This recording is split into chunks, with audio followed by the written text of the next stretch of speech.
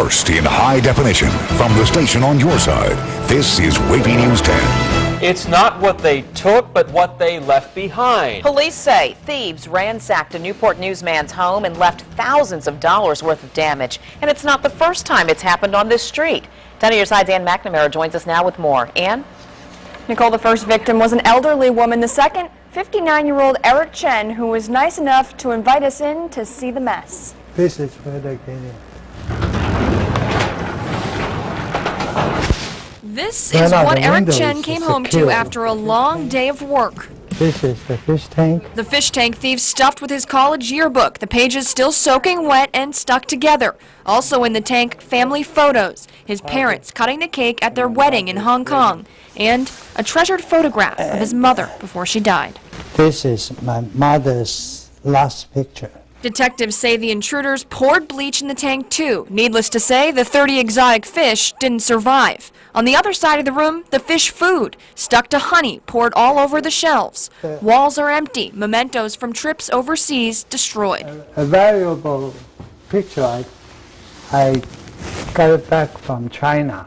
The floor is gone. Both the rug and the hardwood had to be ripped up and replaced. They poured bleach and some other chemicals to where I had to call the hazmat team out because when I went inside I had to use a gas mask in order to breathe and process the scene. The toilet stuffed with medicine and left running. And the axe Chen keeps in the garage made its way to the living room ceiling after a brief meeting with the television. I could say they probably do it for the joy of it, the excitement,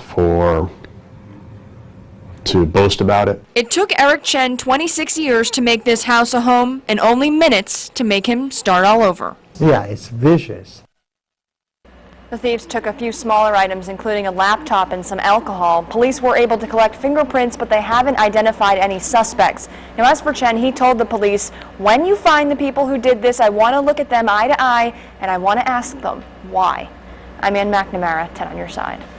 Police say there was a long list of possible charges, including burglary, grand larceny, felony destruction, and property of separate animal cruelty charges for each fish killed. Police are looking for a bank robber in Portsmouth. He hit the town bank on Portsmouth Boulevard and Hodges Ferry Road around 10 a.m. Surveillance photos captured the man employees say implied that he had a weapon. He handed the teller a bag and demanded money. An employee set off the alarm after the man got away. No one was hurt. And a tip led to a drug bust in the school hallway. A 12-year-old in Suffolk faces charges of marijuana possession. Police say the administrator at Kings Fork Middle School found it in the student's locker yesterday.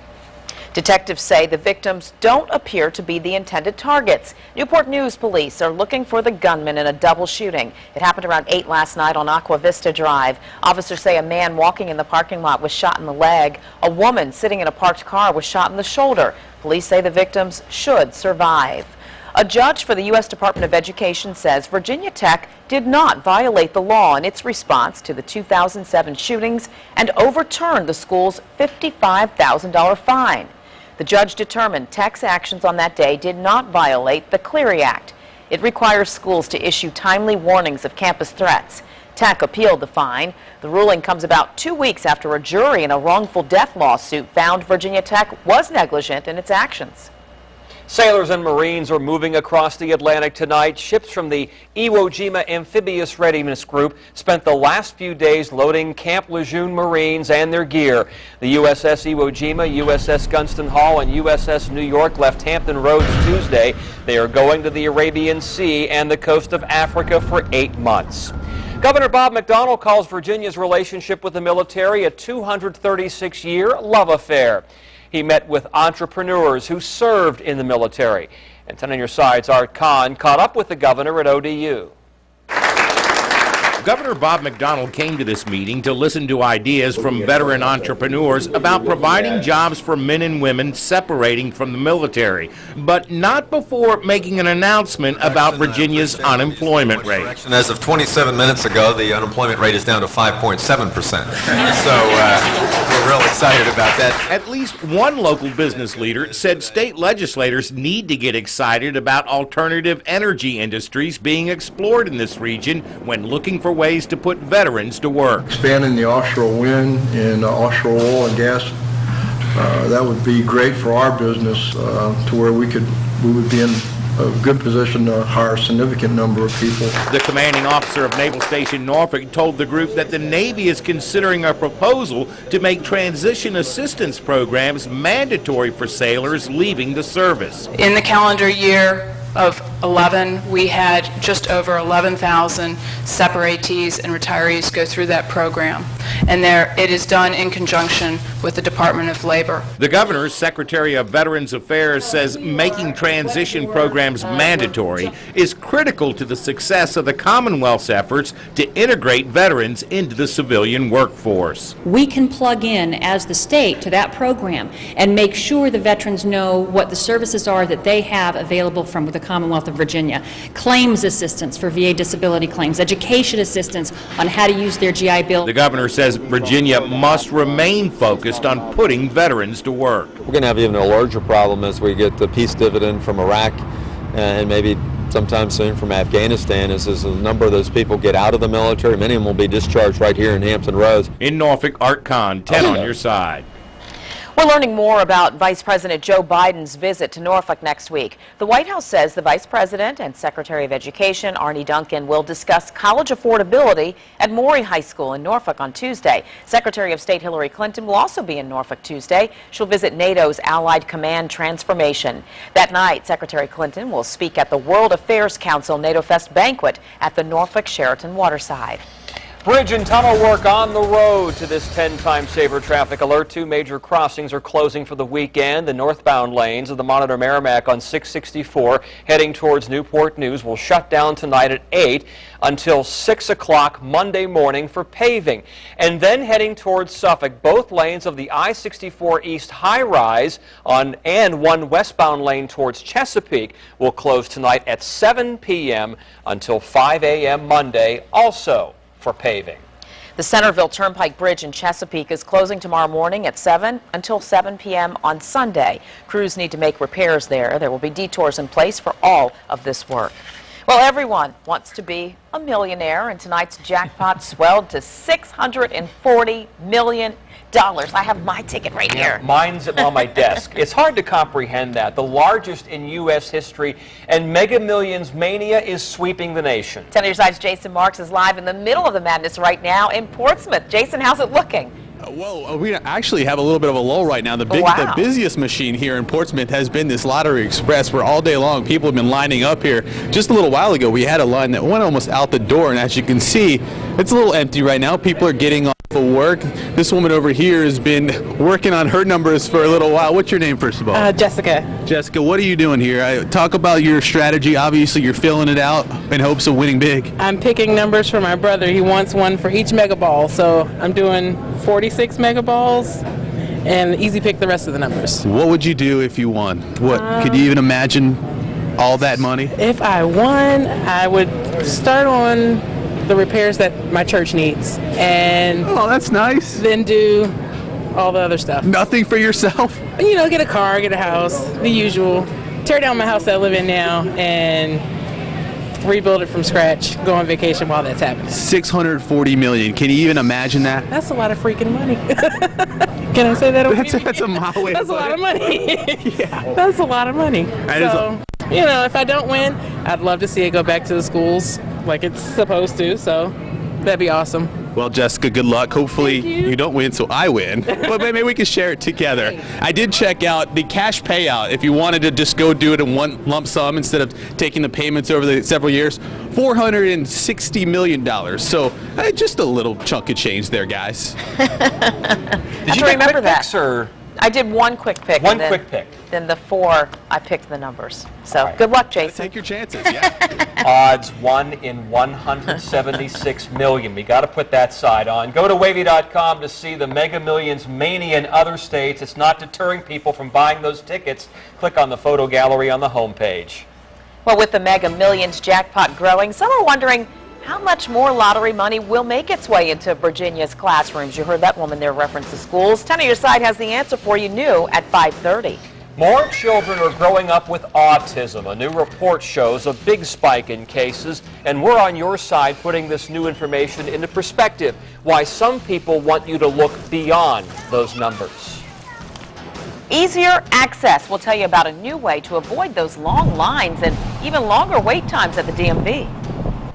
And a look at our sunshine and some cloud cover into the region. And we had temperatures all over the place, whereas Norfolk was around 60. Into Suffolk we go. Well, inland, it was around 70 for the afternoon. What's it going to be for the weekend? Still some big temperature changes. We'll tell you all about it in a few minutes.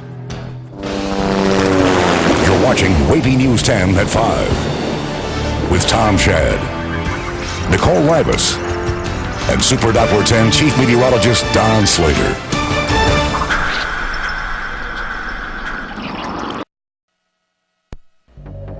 A possible security breach at a credit card processor is tonight's 10 on Your Side Consumer Alert. The breach of account information could affect millions of Visa and MasterCard holders. Both credit card companies and law enforcement are investigating. The number of cardholders, banks, or issuing companies affected has not been the companies have not been released yet. If you're concerned about your account, contact the bank that issued your credit card. Honda is recalling 500,000 vehicles because of problems with the headlights. 2002 through 2004 CR-Vs and 2003 Pilot SUVs are part of that recall. A wiring problem could keep the headlights from working. Owners will get a recall notice next month. BMW is warning owners of some 5 and 6 Series cars to park them outside until you can take care of a recall. 10 on Your Side told you about this recall earlier this week. The automaker is calling back more than 1 million 2004 to 2010 models to fix a battery cable. The defect could keep the car from starting and cause a fire. A lot of us dread going to the DMV. Well, now you can take care of business on your smartphone. What else can you do on your smartphone? The new VA DMV app gives you access to more than 24 transactions, including renewing tags and driver's licenses. You can also read the state's driver's manual and take a simple exam all on your phone. The free app is on the Virginia DMV website, and we have a link on WAVY.com. Close calls that are caught on tape, one on the highway, the other on a rooftop during a fire. And you're going to see how everyone escaped the danger. A huge jump in cases. Researchers say 1 in 88 children has autism. Why advocates and experts don't want you to focus on the statistics.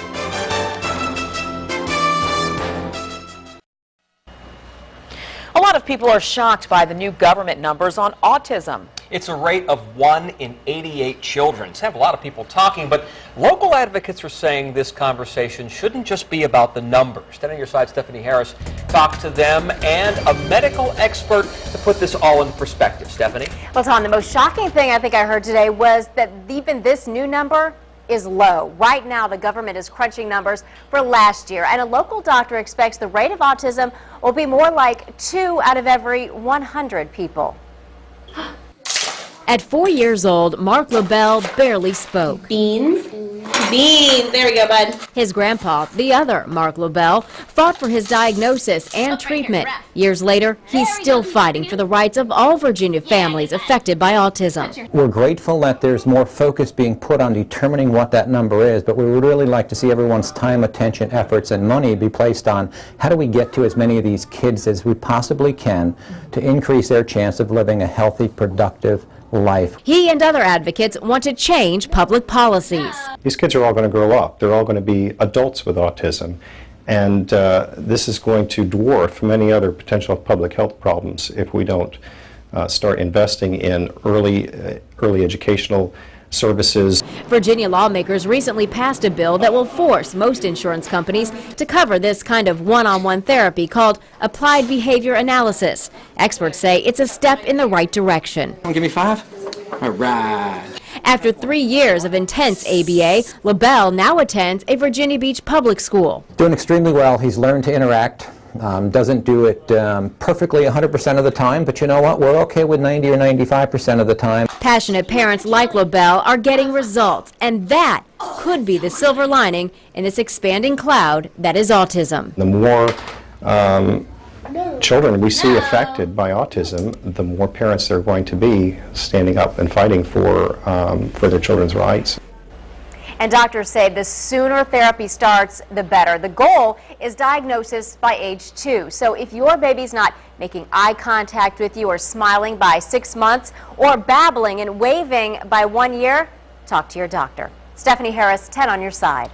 Now, no one is sure what is behind the increased rate of autism, at least the reporting of it, but many experts think that that's part of a greater awareness and diagnosis. And many experts say that problems that used to be labeled disorders ranging from mental retardation to learning disabilities are now called autism.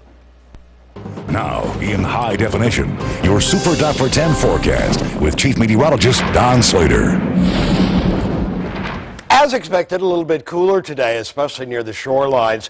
Here's what's going on out there. Super Doppler 10 live. Not much in the way of rainfall, even on this screen. We widen it out a bit, and there has been some rain on off to the north, way on off to the north, southern suburbs of Washington, the Virginia suburbs of Washington, and way on off to our southwest. But again, there's nothing big going on in terms of rainfall right now, but we are going to see some of this rain start to drop into the region for tomorrow. It's going to be warmer tomorrow, but we are going to see some rainfall. We've seen off and on cloud cover. We're going to see that overnight, or really during the evening hours, some off and on cloud cover, and then pretty much mostly cloudy once we get past about 2 o'clock in the morning. 10-mile-an-hour winds at 2 o'clock in the morning, but warmer air lifting northward, so it'll actually start to warm up a bit during the overnight hours, and then we're going to start to see some scattered light rain.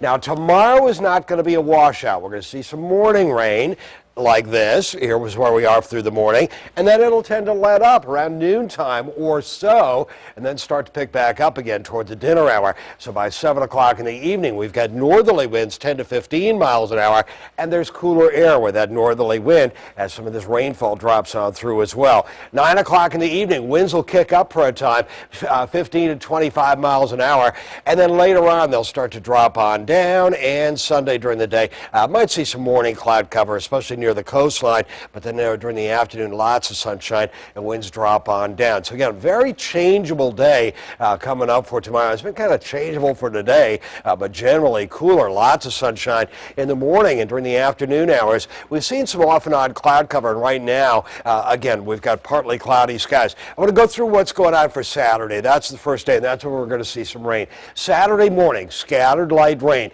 During the afternoon hours, we're going to see a break from the rain until later on in the afternoon. And it'll be fairly mild. It'll likely be into the low 70s for most of us. And then Saturday evening, some showers and thunderstorms, a little bit breezy at times, and definitely cooler coming up at that point. So again, right now, partly cloudy skies, temperatures on the cool side, 58, 60, 56. But inland areas warmed up more considerably. It was closer to 70 earlier into Suffolk. Right now, 66 degrees. And again, you can see where the warmer air is way on off to the southwest, but near the coastline, very, very much cooler today. 61, 66, then a high of 70 towards Suffolk, even Emporia, 70 degrees. Here's what we're doing overnight, and we'll drop on down and then start to warm on up toward dawn tomorrow morning at 7. During the day for tomorrow, high temperatures around 74 degrees, but by the end of the day tomorrow, temperatures are starting to drop on down, and then they'll stay down tomorrow night and into the day on Sunday. Sunday will be around 60 at the coastline, 68 inland, and then temperatures generally into the 70s for the first part of next week. This wouldn't happen in the comics or in Gotham City for that matter. The Batmobile gets pulled over, but it happened in Maryland. Why the superhero got stopped and Batman's mission. Easy come, easy go. That's a song, isn't it? The DUI suspect could barely speak or sing, but he managed to put on quite a performance in the back of the police car. You're going to see more ahead at 5:30.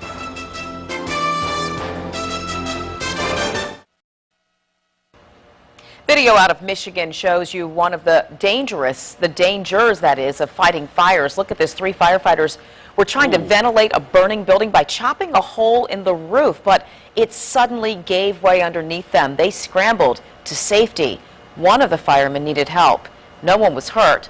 The cause is under investigation.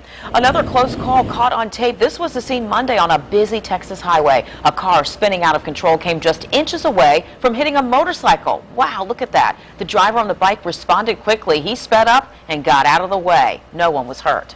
Police officers in Maryland pulled over Batman.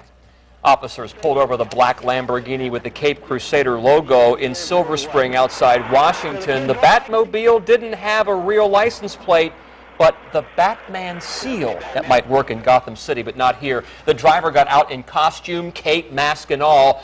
a 48-year-old superhero of sorts. Lenny Robinson says he dresses as Batman to visit sick children in hospitals. The Cape Crusader escaped without a ticket. Instead, officers shook his hand and took pictures. A school bus got tossed around by a tornado. Hear what happened just minutes before it was the target of a storm. And nearly 3 years after these Virginia Tech students were found murdered, police say they made a break in the case. The latest on the investigation tonight at 5:30.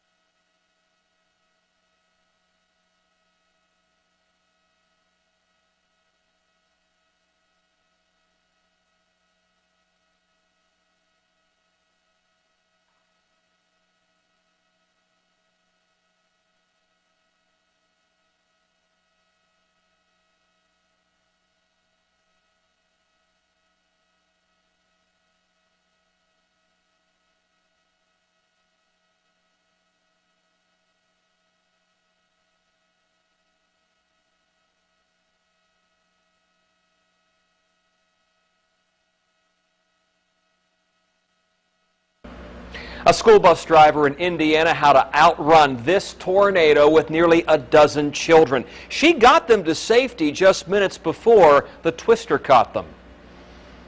I see the tornado on the ground towards the school. Everything you got a book to put on your head, do it. Get in the middle. Guys, we're just going to go as fast as we can into the school. Everybody stay together. All our group together right now. Go, go, go, go, go, go, go, go. 1, 2, 3, 4, 5, 6, 7, 8, 9. Come on. Come on, 10, 11, go, go, go. Calm with a sense of urgency. 3 minutes later, the bus is blown away. The storm moved across the parking lot and it moved the bus along with it into a car. You're watching it as it happens. Then the tornado lifted the bus and carried it across the road where it landed inside a restaurant. If the driver hadn't made that decision to turn around and go back to the school, 11 children would have been on this bus when it all happened. Amazing story. Next on WAVY News 10 at 5:30, with millions of dollars being poured into the lottery system, how much more will end up in the classroom?